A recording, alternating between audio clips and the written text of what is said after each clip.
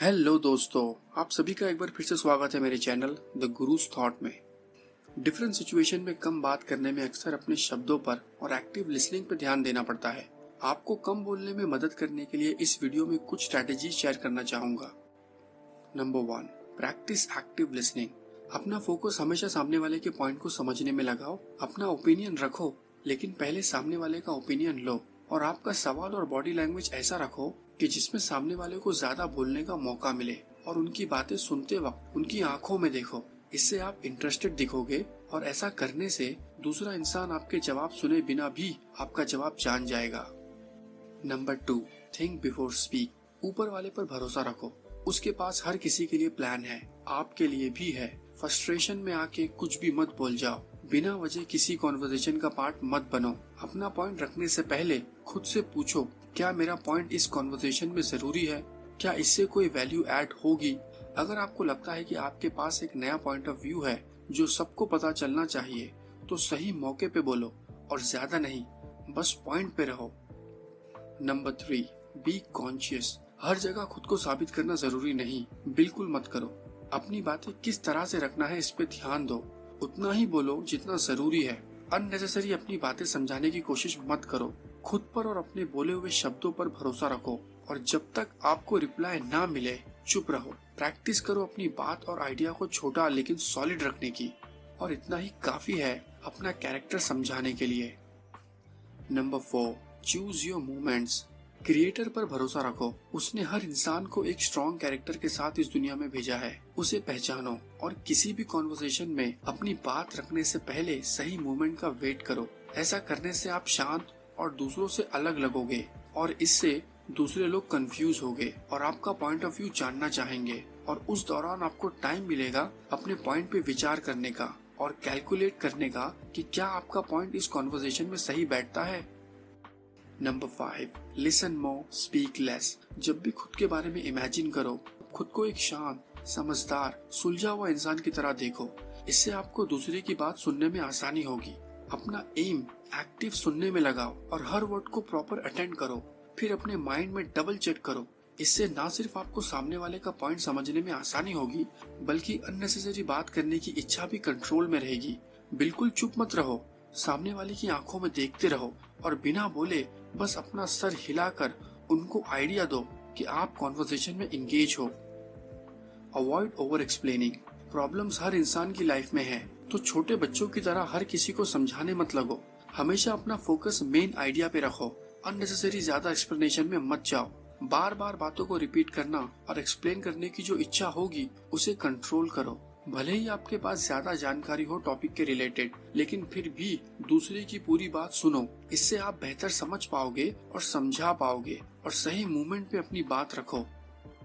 Number 7, mindful communication.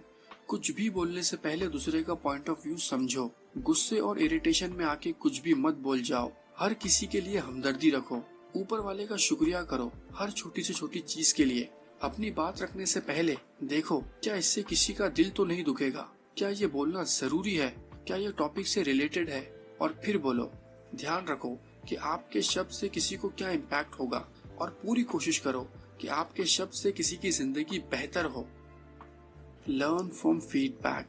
आज की इस दुनिया में हर कोई बहुत पैसे कमाना चाहता है, अमीर बनना चाहता है, लेकिन बन नहीं पाते क्योंकि वो एक इम्पोर्टेंट चीज भूल जाते हैं कि अगर आपको सक्सेस अचीव करना है तो पहले अपनी आत्मा को सेटिस्फैक्शन दो और उसके लिए ऊपर वाले का शुक्रिया करो हर वो गिफ्ट के लिए जो तुम्हारे पास ऑलरेडी उसने दिया है।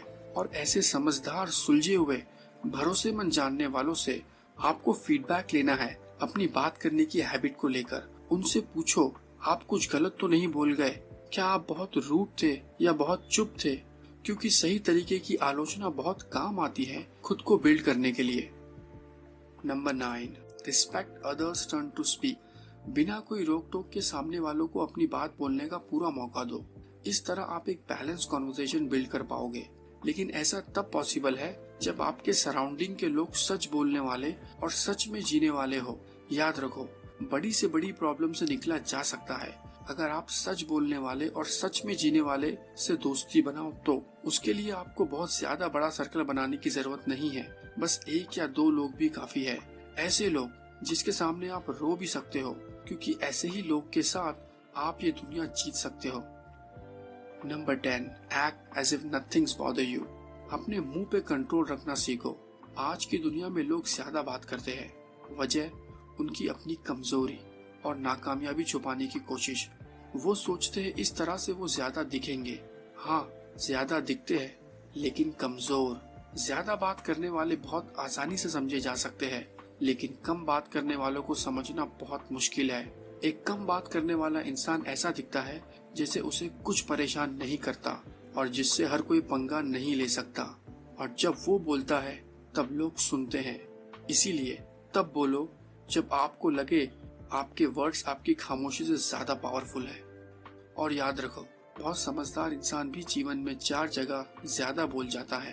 पहला, जब वो बहुत ज्यादा डिस्ट्रैक्ट होता है। दूसरा, जब वो बहुत परेशान होता है। तीसरा, जब वो बहुत गुस्से में होता है। और चौथा, जब वो बहुत प्राइड महसूस करता है। इस स्ट्रेटजीज को अप्लाई करके आप धीरे धीरे कम बोलने की आदत की तरफ ज्यादा जागरूक हो सकते हैं और ज्यादा इफेक्टिव ढंग से बात करना सीख सकते हैं। क्योंकि खुद को अगर मास्टर बनाना है कम बात करने के लिए, तो इसमें टाइम और लगातार एफर्ट लगेगा। तो अगर ये आपसे अभी नहीं हो रहा है तो कोई बात नहीं, एक दिन होगा, क्योंकि आप वो सिलेक्टेड इंसान हो जिसने ये वीडियो यहाँ तक देखा है। तो आपका सफर ऑलरेडी स्टार्ट हो गया है।